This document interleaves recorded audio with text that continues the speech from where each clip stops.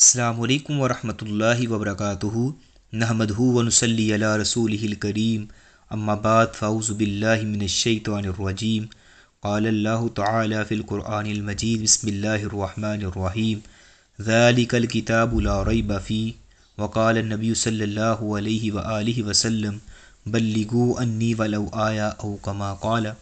ہر قسم کی حمد و ثناء اللہ سبحانہ و تعالیٰ کے لیے جو کل کائنات کا خالق ہے، مالک ہے، رازق ہے، داتا گنج بخش رنج بخش غریب نواز اور غوث اعظم ہے۔ انگنت لا تعداد درود و سلام سرکار دو عالم جناب محمد رسول اللہ صلی اللہ علیہ وآلہ وسلم کی ذات اقدس پر۔ الحمدللہ ہم ایک ایسی بابرکت مجلس میں تشریف فرما ہیں کہ جو ایک عام مجلس نہیں ہے بلکہ علم کی مجلس، رب کے قرآن کی مجلس ہے، جہاں پہ ہم ڈیلی بیس پہ ایک پارے کا خلاصہ جو ہے وہ بیان کرتے ہیں۔ تو دراصل یہ پاروں کا سفر نہیں ہے بلکہ شعور کا سفر ہے۔ ہم الفاظ کی تلاوت نہیں بلکہ اپنی زندگی کی ترتیب کو سیکھ رہے ہیں کہ قرآن مجید ہمارے لیے صرف مذہبی وابستگی نہ بلکہ ایک فکری رہنمائی، اخلاقی تعمیر اور روحانی بالیدگی کا بھی ذریعہ بنے۔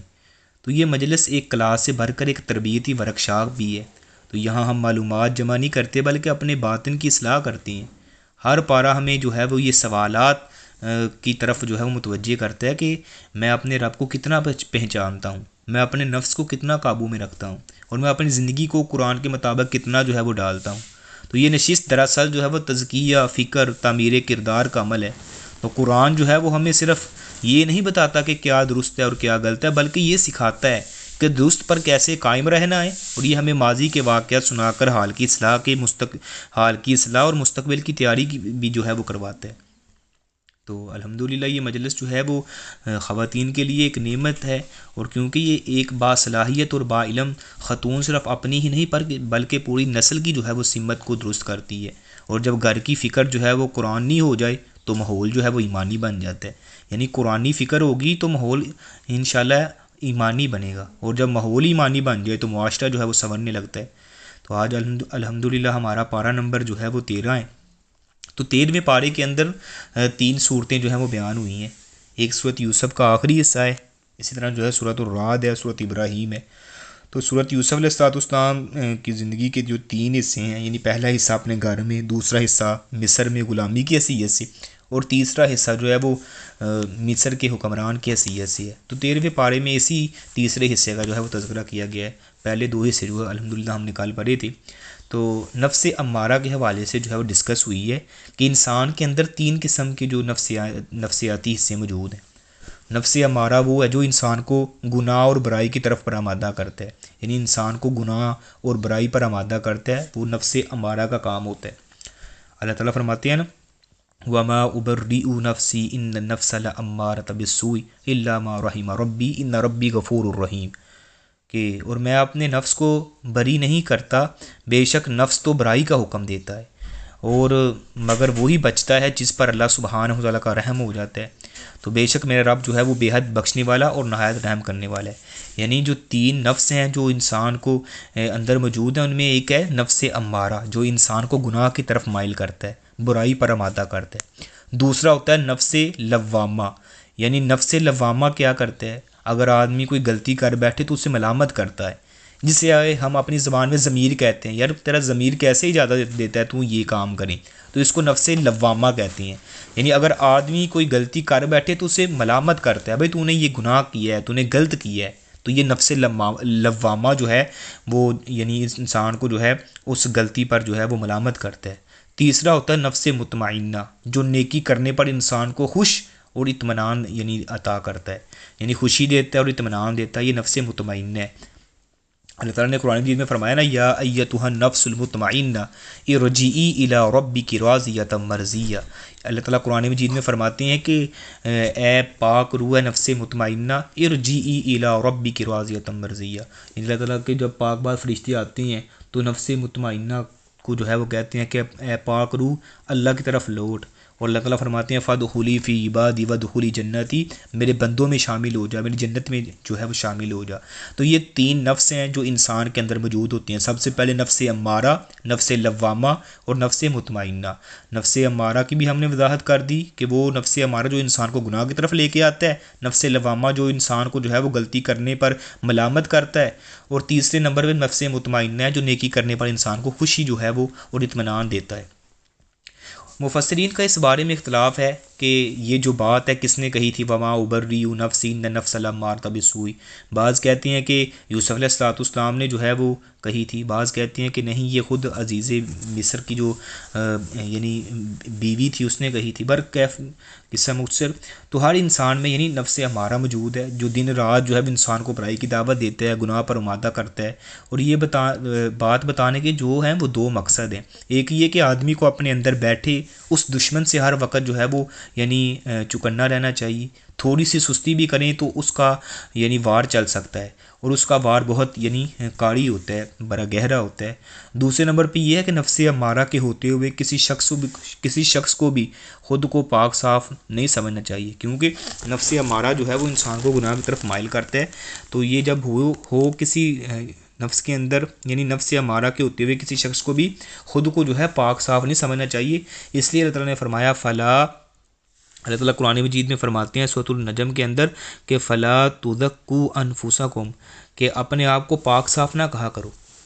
کیونکہ بعض اوقات یہ نیکی اور پاکیزگی کا یعنی الزام بھی انسان کو گمراہی کے راستے پر ڈال دیتا ہے۔ یعنی انسان جو ہے وہ گمان کرتا ہے میں تو بڑا نیک ہوں، میں تو بڑا پاکیزہ ہوں، تو بعض اوقات یہ انسان کو جو ہوتا ہے یہ چیز بھی انسان گمراہی کی طرف لے کے جاتی ہے۔ تو نفس امارہ کے حملوں سے وہی بچ سکتا ہے جس سے اللہ اپنی خاص رحمت سے محفوظ فرمائے۔ تو ہر شخص کو جو ہے ہر وقت جو ہے وہ نفس امارہ کے خلاف اللہ سے تحفظ مانگتے رہنا چاہیے۔ اس لیے نبی علیہ الصلوۃ والسلام نے بہت ساری دعائیں جو ہیں وہ نفس امارہ کے حملوں سے جو ہیں وہ یعنی پناہ مانگی ہیں، اور بے شمار آپ کی دعائیں بھی ملتی ہیں۔ اسی کے ساتھ ساتھ سیدنا یوسف علیہ الصلوۃ والسلام کا شاہ مصر کی حیثیت سے تقرر ہونا،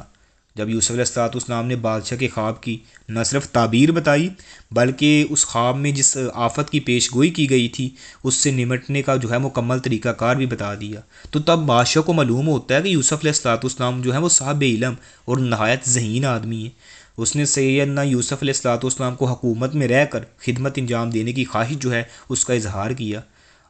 وقال المالک اوتونی بہ استخلصہ لنفسی فلما کلما قال انک الیوم لدینا مکین امین کہ اور بادشاہ نے کہا ہے اسے میرے پاس لاؤ، میں اسے اپنے لیے خاص جو ہے وہ یعنی خاص الخاص کر لوں۔ پھر جب اس نے اس سے بات کی تو کہا بلا شبہ آج ہمارے ہاتھوں صاحب اقتدار امانت دار ہے۔ تو سیدنا یوسف علیہ الصلوۃ والسلام نے فرمایا قال اجعلنی علی خزائن الارض انی حفیظ علیم، اس نے کہا کہ مجھے اس زمین کے خزانوں پر مقرر کر دے، یعنی وزیر خزانہ مقرر کر دے، بے شک میں پوری طرح حفاظت کرنے والا اور خوب جاننے والا ہوں۔ تو اس طریقے سے اللہ تعالیٰ نے سیدنا یوسف علیہ الصلوۃ والسلام کو ایک غلام سے شاہی مصر بنا دیا۔ وَكَذَلِكَ مَكَّنَّا لِيُوسُفَ فِي الْأَرْضِ يَتَبَوَّأُ مِنْهَا حَيْثُ يَشَاءُ نُصِيبُ بِرَحْمَتِنَا مَن نَّشَاءُ وَلَا نُضِيعُ أَجْرَ الْمُحْسِنِينَ، اور اس طرح ہم نے اسے سرزمین میں یوسف کو اقتدار عطا فرمایا اس میں سے جہاں وہ چاہتا یعنی جگہ پکڑتا۔ تو ہماری اپنی رحمت جس کو چاہتے ہیں یعنی ہم اللہ تعالیٰ فرماتے ہیں ہم جس کو اپنی رحمت چاہتے ہیں اس کو پہنچا دیتے ہیں، اور ہم نیکی کرنے والوں کا اجر جو ہے وہ ضائع نہیں کرتے۔ اسی طرح جو ہے یوسف علیہ الصلوۃ والسلام شاہی مصر کے تخت پر بیٹھتے ہیں، تو وہ یعنی قرآن مجید نے آگے چل کر جو ہے اس کا پورا نقشہ کھینچا ہے، تو شاہی مصر کے لقب سے یاد کیا گیا، مگر اس بات کی وضاحت نہیں کہ یوسف علیہ الصلوۃ والسلام شاہی مصر کے تخت پر کیسے برجمان ہوئے۔ البتہ قرآن ہی سے معلوم ہوتا ہے کہ بادشاہ نے یوسف علیہ الصلوۃ والسلام کو جو ہے وہ منہ بولا بیٹا بنا لیا تھا، تو ہو سکتا ہے کہ بیٹا ہونے کی حیثیت سے بادشاہ کے مرنے کے بعد اس کے تخت کے وارث بنے ہوں، یا پھر داؤد علیہ الصلوۃ والسلام کی طرح اپنی حسن کارکردگی کے سبب جو ہے وہ بادشاہ کے وارث جو ہے وہ قرار پائے ہوں۔ تو بھائیوں کی آمد ہوتی ہے، تو شاہی مصر کے جو خواب کے مطابق قحط سالی کا دور شروع ہوا تو اس کے پاس جو ہے باقی ممالک کے لوگ غلہ جو ہے وہ لینے کے لیے آتے ہیں، تو اسی طرح جو ہے یوسف علیہ السلام کی تعبیر اور تدبیر سے جو ہے وافر گلہ موجود تھا، کیونکہ انہوں نے بتایا تھا کہ آپ محفوظ کر لو، وہ جو انہوں نے خواب دیکھا تھا، یہ 7 خوشے سبز ہیں، 7 خشک ہیں، اور 7 جو ہیں وہ دبلی پتلی گائیں جو ہیں وہ موٹی تازہ گاؤں کے جو ہیں وہ ان کو کھا رہی ہیں۔ تو ان کے اندر ایک تدبیر تھی جو یوسف علیہ السلام نے بتایا تھا کہ وہ آپ جو ہیں یعنی جمع کر لیں، قحط سالی کے سال آئیں گے تو وہ آپ کے لیے فائدہ مند ہوں گے۔ تو انہوں نے وہ تدبیر کے حوالے سے جو ہے اس کی تعبیر کرتے ہوئے اس پر جو ہے تدبیر سے جو ہے وافر جو ہے وہ غلہ جو ہے وہ جمع کر لیا۔ اس کے بعد کیا ہوتا ہے کہ باقی ممالک سے لوگ جو ہے وہ ان کے پاس آ کے غلہ لینے کے لیے آتے ہیں۔ تو جب بھائی جو ہے وہ غلہ لینے کے لیے آتے ہیں تو سیدنا یوسف علیہ السلام فوراً جو ہے وہ ان کو پہچان لیتی ہیں، تو لیکن انہوں نے جو ہے وہ پہچاننے سے قاصر رہتے ہیں، ان کو نہیں پتہ چلتا یہ یوسف علیہ السلام ہے، کیونکہ ان کے وہم و گمان میں بھی نہیں تھا کہ یوسف علیہ السلام جو ہیں وہ کیسے جو ہیں یہاں پہ آ سکتے ہیں، لیکن اللہ سبحانہ و تعالیٰ نے جو ہے ان کو عزت عطا فرمائی، ان کو شان و شوکت عطا فرمائی۔ تو جب آتے ہیں تو یوسف علیہ السلام ان کو پوچھتے ہیں، اپنے گھر والوں کی سناؤ، ان کی حال دریافت کرتی ہیں، ایک یعنی اجنبی بن کے، تو والدین کی بھی خیر و عافیت دریافت کی۔ تو سیدنا یوسف علیہ السلام نے اصول بنا رکھا تھا کہ ایک فرد کو ایک اونٹ کے بوجھ کے برابر غلہ ملتا تھا، یعنی ایک بندہ آئے گا تو اس کو ایک اونٹ کے بوجھ کے برابر غلہ ملتا ہے، تاکہ امیر لوگ نا مصر سے غلہ خرید کر ذخیرہ اندوزی نہ کر لیں اور پھر لوگوں کو جو ہے مہنگے داموں کے عوض جو ہے وہ فروخت کریں۔ تو یوسف علیہ السلام کی ساری محنت جو ہے وہ رائے گاہ چلی جائے گی، کیونکہ ان کا مقصد یہ تھا کہ قحط سالی میں بھی تمام لوگوں کو ان کی ضرورت کے مطابق جو ہے وہ غلہ ملتا رہے۔ تو جب بھائیوں نے والدین اور چھوٹے بھائی کے لیے اضافی غلہ مانگا تو انہیں غلہ لیکن دے دیا گیا، لیکن ساتھ ان کو تنبیہ بھی کی گئی کہ اگلی دفعہ بوڑھے والدین کے لیے تو غلہ مل سکتا ہے مگر جوان بھائی کے لیے نہیں ملے گا جب تک وہ خود نہیں آئے گا، جو بنیامین تھے ان کے متعلق فرمایا۔ تو اس سے یوسف علیہ السلام کی غرض یہ تھی کہ حقیقی بھائی سے ملاقات ہو جائے گی، یعنی کیونکہ یوسف علیہ السلام اور بنیامین جو ہیں وہ 2 بھائی تھے، یعنی وہ ایک والدہ سے تھے اور جو باقی بھائی تھے وہ دوسری والدہ سے تھے، یعنی ان کے دوسری یعنی والدہ سے۔ تو اس میں جو ہے وہ ان کے اندر جو ہے وہ مزید آیا، تاکہ اور اس کے ساتھ سیدنا یوسف علیہ السلام نے یہ کیا کہ ان کا جو مال تھا، ان کی جمع پونجی تھی جس کے عوض جو وہ غلہ خریدنے آئے تھے، وہ بھی جو ہے وہ ان کی یعنی سامان میں رکھ دی جاتی ہے تاکہ یہ دوبارہ جو ہے وہ جلدی واپس آئیں۔ تو برکیف قصہ مختصر وہ جاتے ہیں، جا کے اپنے باپ کو آمادہ کرتے ہیں کہ بھائی کو بھی ہمارے ساتھ بھیج تاکہ غلے کا ماپ لائے، ہم اس کی ضرور جو ہے وہ حفاظت کریں گے۔ تو وہاں کا بادشاہ بہت اچھا ہے، اس نے ہمیں بڑی عزت و تکریم سے جو ہے وہ غلہ بھی دیا ہے، یہ دیکھو ہم نے جب سامان کھولا ہے تو اس میں سے وہ ہمارا یعنی سارا وہ جمع پونجی بھی اس نے واپس لوٹا دی ہے، تو ہم بھائی کو ساتھ بھیجو گے تو ایک اونٹ کا بوجھ جو ہے وہ ماپ زیادہ ملے گا، تو یہ تو بہت تھوڑا ماپ ہے۔ تو جب چھوٹے بھائی کو جو ہے ان کی آمد ہوتی ہے، تو جب غلہ ختم ہو گیا تو بھائیوں نے دوبارہ تیاری پکڑی ہے، والد ماجد سے جو ہے چھوٹے بھائی کی بھی ساتھ لے جانے کی اجازت مانگی۔ تو سیدنا یعقوب علیہ السلام جو ان کے والد تھے، انہوں نے کہا قال لن ارسلہ معکم حتی تعطون موثقا من اللہ، میں اس وقت تک تمہارے ساتھ اس کو ہرگز نہیں بھیجوں گا یہاں تک کہ تم مجھے اللہ کا پختہ وعدہ نہ دے دو کہ تم ہر صورت میں سے میرے پاس لاؤ گے، مگر یہ کہ تمہیں گھیر لیا جائے۔ پھر جب انہوں نے اسے اپنا پختہ وعدہ دے دیا تو اس نے کہا اللہ جو ہم کہہ رہے ہیں اس پر ضامن ہے۔ پھر اس کے ساتھ ساتھ جو ہے مشکلات سے بچنے کی تدبیر بھی ان کو بتائی، وقال یا بنی لا تدخلوا من باب واحد وادخلوا من ابواب متفرقہ۔ تو سیدنا یعقوب علیہ السلام نے فرمایا کہ تم ایسے کرنا کہ ایک دروازے سے داخل نہ ہونا، یعنی الگ الگ دروازے سے داخل ہونا، اور تم میں سے اللہ تعالیٰ کی طرف سے آنے والی کوئی چیز نہیں ہٹا سکتا، حکم اللہ کے سوا کسی کا نہیں ہے، اسی پر میں نے بھروسہ کیا اور اسی پر جو ہے پس لازم ہے کہ تم بھروسہ کرنے والے بھروسہ کریں۔ تو جب چھوٹے بھائی سمیت 11 بھائی مصر جانے لگے تو ہدایت دی، کیونکہ ایک ہی باپ کے 11 بیٹے جو قد و قامت اور شکل و صورت میں بھی ممتاز ہوں، جب اکٹھے ایک جگہ یا ایک ساتھ کہیں سے گزریں گے تو عموماً انہیں لوگ تعجب یا حسد کی نظر سے دیکھیں گے، اور یہی چیز نظر لگنے کا باعث بنتی ہے۔ تو چنانچہ انہیں نظر سے بچانے کے لیے بطور تدبیر یہ حکم دیا تھا۔ تو سیدنا یوسف علیہ السلام نے اپنے بھائی سے ملاقات کی اور اسے بتایا کہ میں تیرا بھائی ہوں، میں یوسف ہوں۔ ولما داخلوا علی یوسف آویٰ الیہ اخاہ قال انی انا اخوک فلا تبتئس بما کانوا یعملون۔ اللہ تعالیٰ فرماتے ہیں کہ جب یوسف علیہ السلام کے پاس داخل ہوئے تو اس نے اپنے بھائی کو اپنے پاس جگہ دی اور کہا کہ میں تیرا بھائی ہوں، سو تو ان پر غم نہ کر جو یہ کرتے ہیں۔ اور پھر بھائی کو اپنے پاس رکھنے کی ایک تدبیر کیسے سوجی۔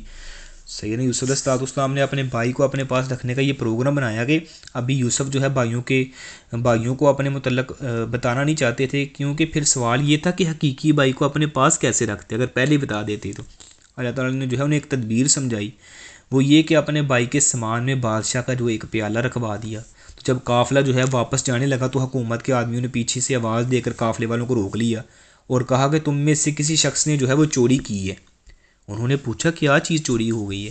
انہوں نے کہا کہ ہم بادشاہ کا پیمانہ جو ہے وہ گم پاتے ہیں، اور اسے لے آئے گا اس کے لیے 1 اونٹ کا بوجھ جو ہے وہ غلہ ہوگا، اور میں اس کا ضامن بھی ہوں۔ انہوں نے کہا ہم کوئی پہلی دفعہ نہیں آئے، آپ کو پتہ ہے کہ ہم اس ملک میں فساد یا چوری کرنے نہیں آئے۔ تو حکومت کے لوگوں نے کہا اگر چوری ثابت ہو جائے تو اس شخص کی کیا سزا ہوگی؟ انہوں نے کہا وہی سزا ہوگی کہ جس کے سامان سے تمہارا پیالہ مل جائے تو وہ اس کو جو ہے وہ اپنے پاس رکھ سکتے ہیں۔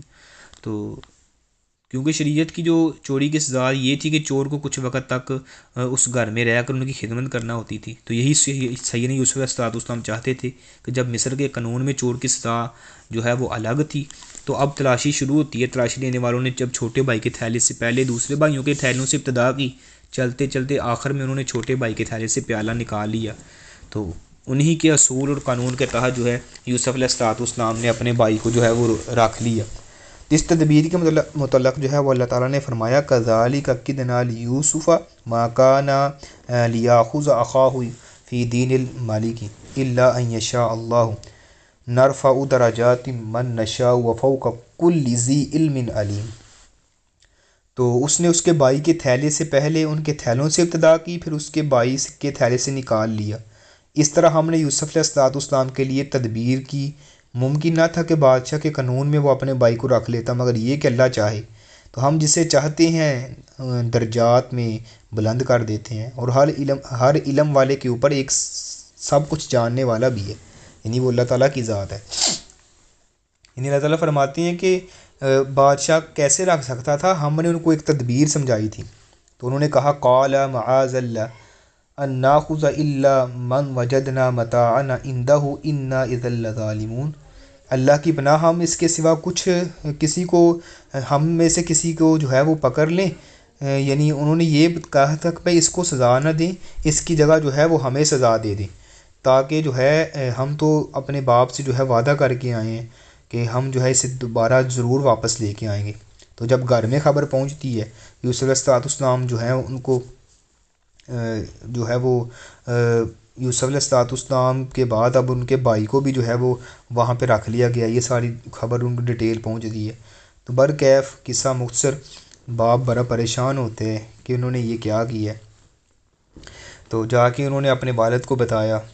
تو بھائیوں کی تیسری بار جب آمد ہوتی ہے، دوبارہ تیسری دفعہ آتے ہیں، تو عاجزی اور مسکنت کے نمونے بنے ہوئے تھے۔ کہنے لگے یا ایہا العزیز مسنا و اہلنا الضر وجینا ببضاعۃ۔ پھر جب وہ اس کے پاس داخل ہوئے انہوں نے کہا اے عزیز، ہمیں اور ہمارے گھر والوں کو تکلیف پہنچی ہے اور ہم حقیر سی پونجی لے کر آئے ہیں، سو ہمارے لیے ماں پورا دے دے اور ہم پر صدقہ کر، یقیناً تو صدقہ کرنے والوں کو جزا دیتا ہے۔ تو تب یوسف علیہ السلام سے مزید برداشت نہ ہوا اور ان کے سامنے خود کو ظاہر کر دیا۔ اول تو انہیں یقین نہ آیا، کہ کہنے لگے کیا تو یوسف ہے؟ فرمایا انا یوسف وہذا اخی، ہاں میں یوسف ہوں اور یہ میرا بھائی ہے، یعنی یہ میرا بھائی بنیامین ہے۔ یقیناً اللہ تعالیٰ نے ہم پر احسان فرمایا ہے، بے شک حقیقت یہ ہے کہ جو ڈرے اور صبر کرے تو بے شک اللہ نیکی کرنے والوں کا اجر جو ہے وہ ضائع نہیں کرتا۔ من یتقی ویصبر فإن اللہ لا یضیع اجر المحسنین۔ تب بھائیوں نے ان کی عظمت کا اعتراف کرتے ہوئے کہنے لگے قالوا تاللہ لقد آثرک اللہ علینا وإنا کنا لخاطئین۔ انہوں نے کہا اللہ کی قسم، بلا شبہ اللہ نے تجھے ہم پر فوقیت دی ہے اور بلا شبہ ہم واقعی خطا کار تھے۔ تب یوسف علیہ السلام نے معاف کرتے ہوئے فرمایا قال لا تثریب علیکم اليوم یغفر اللہ لکم وہو ارحم الراحمین۔ اس نے کہا آج تم پر کوئی ملامت نہیں ہے، اللہ تمہیں معاف کرے، تم پر رحم کرے کیونکہ وہ رحم کرنے والا ہے۔ تو سبحان اللہ، سیدنا یوسف علیہ السلام کا کیا کمال حوصلہ تھا. اگر کوئی شخص جو ہوتا ایسے لوگوں کو ہرگز بھی معاف نہ کرتا جو انہیں سخت جو ہے یعنی انہوں نے سزا دی، کنویں میں ڈال دیا، ان کو جو ہے وہ جان سے ختم کر دیا، لیکن اللہ نے ان کو جو ہے یوسف علیہ السلام کو کنویں سے نکال کر جو ہے جو مصر کے تخت پر بٹھا دیا. اب وہی بھائی آتے ہیں تو ان کو معاف کر رہے ہیں، ان کے لیے بخشش اور رحم کی دعائیں کر رہے ہیں. کیا کمال حوصلہ تھا. اس لیے ہمارے نبی علیہ السلام نے بھی جب فتح مکہ کے موقع پر نا مشرکین مکہ سے ایسا ہی سلوک کیا تھا. یعنی سیدنا ابو ہریرہ فرماتے ہیں کہ فتح مکہ کے دن قریش کے سرداروں اور بڑے بڑے لوگوں نے کعبہ میں پناہ لے لی تو نبی علیہ السلام تشریف لائے، بیت اللہ کا طواف کیا اور ان میں جو موجود 360 بت تھے ان کو جو ہے وہ گرا دیا. تو ان کو ٹھوکر سے جو ہے وہ ٹھوکر مارتے گئے، یعنی اپنے کمان کے کنارے سے، اور یہ فرماتے گئے جا الحق و زحق الباطل ان الباطل کان زہوقا، کہ جب فارغ ہوئے تو نماز پڑھ لی تو آ کر دروازے کی ایک چوکھٹ کے یعنی دونوں کناروں کے کو پکڑ لیا اور فرمایا قریشیوں کی جماعت تم میرے بارے میں کیا کہتے ہو، یعنی تمہارا میرے بارے میں کیا خیال ہے. انہوں نے کہا کہ ہم کہتے ہیں کہ آپ رحیم و کریم بھتیجے ہیں اور چچا زاد بھائی ہیں. آپ صلی اللہ علیہ وسلم نے ان کے سامنے اپنی بات کو دوبارہ جو ہے وہ دہرایا. انہوں نے پھر وہی جواب دیا اور آپ نے فرمایا پھر میں وہی کہتا ہوں جو میرے بھائی یوسف علیہ السلام نے اپنے بھائیوں سے کہا تھا، لا تثریب علیکم اليوم یغفر اللہ لکم وہو ارحم الراحمین، کہ وہ چنانچہ وہ سب نکل کر آئے اور آپ کے ہاتھ پر جو ہے وہ اسلام کی انہوں نے بیعت کر لی، یعنی آپ علیہ السلام کا کلمہ پڑھ کے مسلمان ہو جاتے ہیں. پھر جو ہے برکیف اذهبوا بقمیصی ھذا فالقوه علی وجه ابی یاتی بصیرا واتونی باہلکم اجمعین. پھر سیدنا یوسف علیہ السلام نے ان کو اپنی قمیض دیتے ہیں کہ جاؤ یہ میرے باپ کے چہرے پر ڈال دینا تو وہ یعنی بینا ہو جائیں گے. پہلے نابینا تھے، یعنی آنکھوں کی بنائی چلی گئی تھی غم کی وجہ سے، رونے کی وجہ سے، تو اب یہ قمیض لے جاؤ اور میرے باپ کے چہرے پر ڈالو گے تو ان کی وہ بینائی واپس آ جائے گی، اور سارے کے سارے اپنے گھر والوں کو جو ہے وہ میرے پاس لے کے آؤ. تو جب سیدنا یوسف علیہ السلام کے جو ہیں وہ بھائی جاتے ہیں، ان کو اپنے والدین کو اپنے پورے خاندان کو لے کے آتے ہیں، تو جب پورے خاندان فلسطین سے ہجرت کر کے جو ہے وہ مصر کی سرحد پر پہنچے تو یوسف علیہ السلام نے اپنے پورے لاؤ لشکر سمیت ان کا استقبال کیا، ان کو ویلکم کیا اور اپنے والدین کو اپنے تخت پر بٹھا لیا.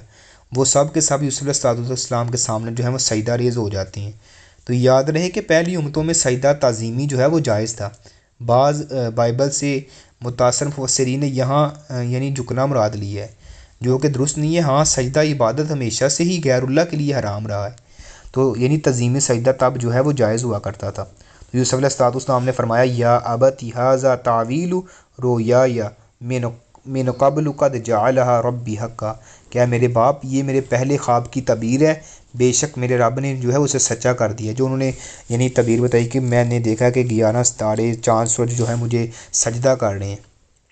اس کے علاوہ میرے رب نے مجھ پر بہت احسان کیے ہیں، اس نے مجھے جیل سے نکالا، آپ کو جو ہے وہ صحرا سے لا کر جو ہے ملا دیا. تو شیطان نے میرے درمیان اور میرے بھائیوں کے درمیان جو ہے فساد ڈالا ہے، اللہ تعالیٰ نے دوبارہ ہمیں ملا دیا. پھر دعا کرتے ہوئے کہنے لگے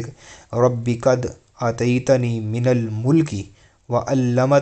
وعلمتنی من تعویل الاحادیث فاطر السماوات والارض انت ولی فی الدنیا والآخر توفنی مسلما والحقنی بالصالحین. اے میرے رب بے شک تو نے مجھے حکومت سے حصہ دیا ہے، باتوں کی اصل حقیقت میں سے کچھ سکھایا ہے، یعنی تعبیر بتائی ہے. آسمانوں اور زمین کو پیدا کرنے والے، دنیا اور آخرت میں تو ہی میرا یار و مددگار ہے، اور مجھے مسلم ہونے کی حالت میں فوت کر اور مجھے نیک لوگوں کے ساتھ ملا دے. تو اس واقعہ کے یعنی آئینے میں مکے والوں کو تنبیہ کرنا تھا کہ اللہ تعالیٰ نے محمد صلی اللہ علیہ وسلم کو جو عظمت عطا کی ہے وہ صرف حسد کی وجہ سے اس کا اعتراف نہیں کر رہے تھے، کہ تمہیں بھی ایک دن جو ہے وہ ان کے سامنے سر جھکا کر اس کا اعتراف کرنا پڑے گا. یعنی وہ اس لیے نہیں مانتے تھے حسد کی بنا پہ کہ نبی علیہ السلام کو اللہ نے یہ عزت عطا فرما دی. اور اسی کے بعد جو ہے سورۃ الرعد جو ہے وہ سٹارٹ ہو رہی ہے. تو یہ جو ہے مکہ میں قیام کے آخری دور میں جو ہے یہ سورت یوسف کے بعد جو ہے وہ نازل ہوتی ہے. تو جب مشرکین کا کفر، توحید، عقیدہ اور آخرت اور رسالت کا انہوں نے انکار کیا، یعنی اپنی آخری حدوں کو چھو رہا تھا، بلکہ مشرکین مکہ نے نبی علیہ السلام اور آپ کے مشن کے خلاف نا بڑی سخت چالیں چل رہے تھے. تو اللہ تعالیٰ نے جو ہے اس میں اپنا تعارف کروایا ہے مختلف جہتوں کے اعتبار سے۔ سب سے پہلے اللہ کی تخلیقات کے حوالے سے جو ہے اس میں ڈسکس ہوئی ہے۔ اس کے بعد جو ہے وہ اللہ تعالیٰ کا عالم الغیب جو اور پوری کائنات کا مدبر ہونا، اس کے حوالے سے بات چیت ہوئی ہے۔ اور اسی طرح جو ہے کائنات کی ایک مخلوق اللہ تعالیٰ کی ربوبیت کو تسلیم کرتی ہے، اس کے سامنے سر بجود ہوتی ہے اور اس کے حکم کے آگے جو ہے سر تسلیم کرتی ہے۔ نیٹ ورک کا ایشو ہے۔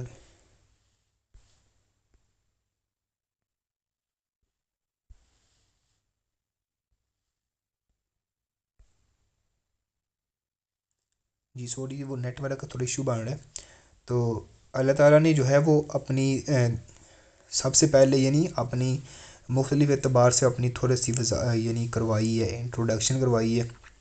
اللہ الذی رفع السماوات بغیر عمد ترونها ثم استوى على العرش وسخر الشمس والقمر كل يجري لأجل مسمى۔ اللہ تعالیٰ فرماتے ہیں، اللہ تعالیٰ تو وہ ہے جس نے آسمانوں کو بلند کیا ہے بغیر ستونوں کے جنہیں تم دیکھتے ہو، پھر وہ عرش پر بلند ہوا، اور اس نے سورج اور چاند کو مسخر کیا ہے، ہر ایک جو ہے وہ مقرر وقت کے لیے چل رہا ہے، وہ ہر کام کی تدبیر کرتا ہے۔ اللہ تعالیٰ نے جو ہے وہ اپنی وضاحت کے ساتھ ان کو جو ہے اپنا تعارف کروایا ہے۔ تو اس کا مقصد یہ سمجھانا تھا کہ جو ذات اتنی باریک بین کائنات کا کوئی ذرہ بھی اس کی نگاہ سے پوشیدہ نہیں ہے، تو اے انسان تو کیوں کر یہ سمجھتا ہے کہ تو اور تیرے اعمال اس کی نگاہ سے پوشیدہ رہ جائیں گے؟ یعنی جو تو کرتا ہے، جو تو اعمال کر رہا ہے، تو سمجھتا ہے کہ میں اللہ کی نگاہ سے پوشیدہ رہ جاؤں گا۔ اللہ تو وہ ذات ہے، ایک ایک ذرہ جو ہے اللہ تعالیٰ کے علم میں ہے۔ پھر بتایا گیا کہ اس عظیم کائنات کی ہر چیز اللہ کو اپنا خالق اور مالک مانتی ہے اور اس کے سامنے جو ہے وہ سجدہ ریز ہوتی ہے۔ هو الذی یریکم البرق خوفا وطمعا وینشئ السحاب الثقال ویسبح الرعد بحمدہ والملائکۃ من خیفتہ ویرسل الصواعق فیصیب بها من یشاء وہو یجادل فی اللہ وہو شدید المحال۔ اللہ فرماتے ہیں وہی ہے جو تمہیں بجلی دکھاتا ہے ڈرانے اور امید دلانے کے لیے، اور بھاری بادل پیدا کرتا ہے، اور بادل کی گرج اور اس کی حمد کے ساتھ تسبیح کرتی ہے، اور فرشتے بھی اس کے خوف سے، اور اس کے کڑکنے والی بجلیاں جو ہے، اور وہ کڑکنے والی بجلیاں بھیجتا ہے، پھر انہیں ڈال دیتا ہے جس پر چاہتا ہے۔ تو جب کہ وہ اللہ کے بارے میں جگڑ رہی ہیں اور وہ بہت سخت جو ہے کول والا ہے۔ اللہ تعالیٰ فرماتی ہیں کہ اللہ تعالیٰ تو وہ ذات ہے جو تمہارے لیے بھاری بادل پیدا کرتا ہے، بجلی تمہیں دکھاتا ہے تاکہ تم ڈراؤ، اور وہ بجلی بھی اللہ کی تسبیح بیان کر رہی ہوتی ہے، اس کی حمد بیان کرتی ہوتی ہے۔ اور مزید اللہ تعالیٰ نے فرمایا وَلِلَّهِ يَسْجُدُ مَن فِي السَّمَاوَاتِ وَالْأَرْضِ، اور اللہ تعالیٰ کے لیے جو کچھ زمین میں ہے، جو کچھ آسمان میں ہے، سب کے سب جو ہیں وہ سجدہ ریز ہوتے ہیں۔ اللہ تعالیٰ کی جو ہے سجدے کا معنی ہوتا ہے کہ جس کے جسم کے سب سے اونچے اور باعزت حصے کو کسی کے سامنے نیچے سے نیچا لے جا کر اس کے سامنے اپنی انتہائی عاجزی کا اظہار کرنا۔ تو کائنات کی ہر چیز اللہ تعالیٰ کے سامنے اپنی بے بسی اور عاجزی کا اظہار کر رہی ہے۔ تو اس میں مسلمان اور کافر کا کوئی فرق نہیں ہے۔ ہاں انسان کا تھوڑا سا اختیار جنت یا جہنم کے راستے پر چلنے کا دیا ہے، تو انسان کا اپنے آپ پر اختیار 1% بھی نہیں ہے۔ اگر کسی کو شک ہے تو ذرا اپنا سانس روک کر دکھائے، بیماری کے سامنے ڈٹ جائے کہ میں بیمار نہیں ہونا، بڑھاپے اور سفید بالوں کو جو ہے وہ روک کر دکھائے، یا دنیا میں ہمیشہ زندہ رہ کر دکھائے۔ تو ہر چیز کا سایہ بھی خوشی نہ خوشی سے اللہ تعالیٰ کے سامنے ہی سجدہ ریز ہے۔ پھر ایسے بے بس انسان سے فریاد کرنا اور اسے مشکل کشا سمجھنا کتنی بڑی نادانی ہے۔ تو کائنات کا مالک و خالق صرف اللہ ہے، پھر دعا اور عبادت بھی اسی کے سامنے جو ہے بجا لانا چاہیے۔ اور اسی کے ساتھ ساتھ جو ہے اللہ تعالیٰ کے مقابلے میں تمہارے جو یہ خود ساختہ معبودوں کی حالت یہ ہے کہ والذین یدعون من دونہ لا یستجیبون لہم بشیء۔ اللہ فرماتے ہیں کہ یہ لوگ جن کو پکارتے ہیں یہ اللہ تعالیٰ کے سوا جو ہے کچھ بھی نہیں قبول کرتے، مگر اس شخص کی طرح ہے جو اپنی دونوں ہتھیلیاں پانی کی طرف پھیلانے والا ہے تاکہ وہ اس کے منہ تک آ جائے، حالانکہ وہ اس تک ہرگز پہنچنے والا نہیں ہے، اور نہ ہی اور کافروں کا پکارنا تمہیں جو ہے کوئی فائدہ نہیں دے گا۔ جس طرح کوئی پیاسا پانی کے پاس کھڑا ہو کر پانی سے فریاد کرے کہ میرے منہ میں آ جا، تو جس طرح پانی اس کی فریاد نہیں سن سکتا اور اس کے منہ میں جا کر اس کی پیاس نہیں بجھا سکتا، اسی طرح جو ہے ان کے بنائے ہوئے جو معبود ہیں، جو ان کے بنائے ہوئے خود ساختہ اللہ کے جو انہوں نے شریک بنائے ہوئے ہیں، تو وہ بھی ان کی فریاد نہیں سنتے، نہ ہی ان کے کوئی کام آ سکتے ہیں۔ اسی کے ساتھ ساتھ جو ہے اللہ تعالیٰ نے اسی پارے کے اندر جو ہے وہ حق اور بادل کی حیثیت کی ایک مثال دی ہے کہ مکہ میں جو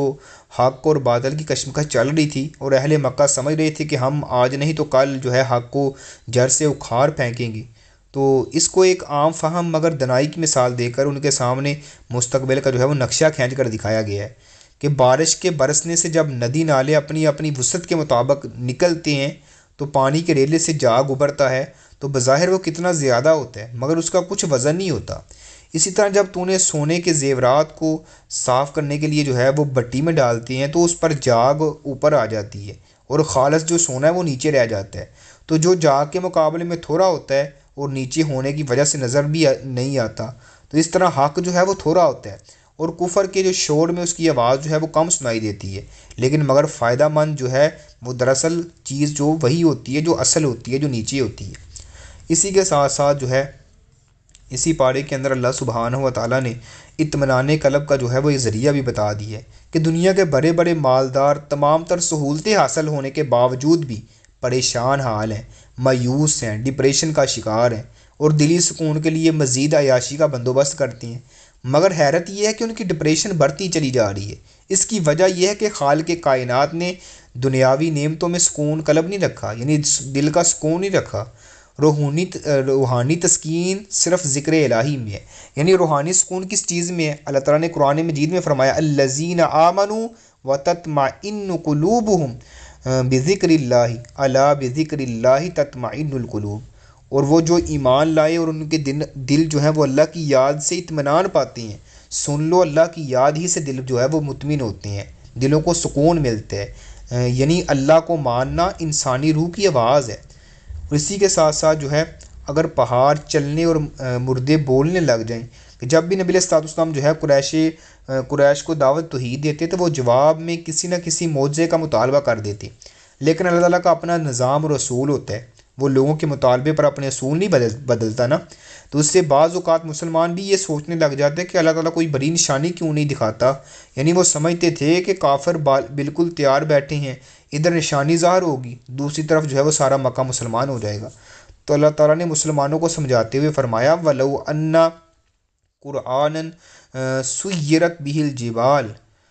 أَوْ قُطِّعَتْ بِهِ الْأَرْضُ أَوْ كُلِّمَ بِهِ الْمَوْتَى، کہ اگر جو ہے واقعی ایسا قرآن ہوتا جس کے ذریعے پہاڑ چلائے جاتے یا اس کے ذریعے زمین کی جو ہے وہ یعنی قطع کی جاتی یا اس کے ذریعے مردوں سے کلام کیا جاتا، تو بلکہ کام سارے کا سارا جو ہے وہ اللہ کے اختیار میں ہے، تو کیا جو لوگ ایمان لائے ہیں مایوس نہیں ہوگے کہ اللہ